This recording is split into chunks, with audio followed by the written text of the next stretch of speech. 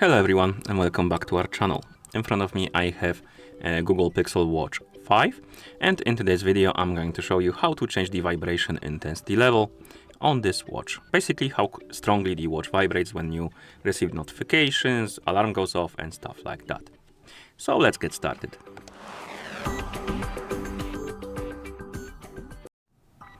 And the first thing we need to do is to open the settings. So wake up the screen, press the Chrome button to open the menu, scroll through the menu and look for the settings icon and tap on it to enter the settings. In settings, let's find the option called sound. We want to find the vibration, my bad.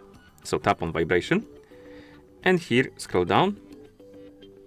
As you can see, we have a few types of vibration. We have ring vibration, notification vibration and alarm vibration. And we can adjust them for each type.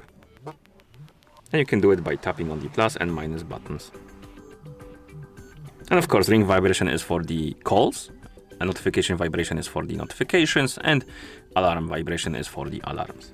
You can also enable and disable the interactive haptics like touch feedback or the crown feedback. Basically, when you rotate the crown, it vibrates. You can disable it if you don't like it. You can disable the touch feedback as well.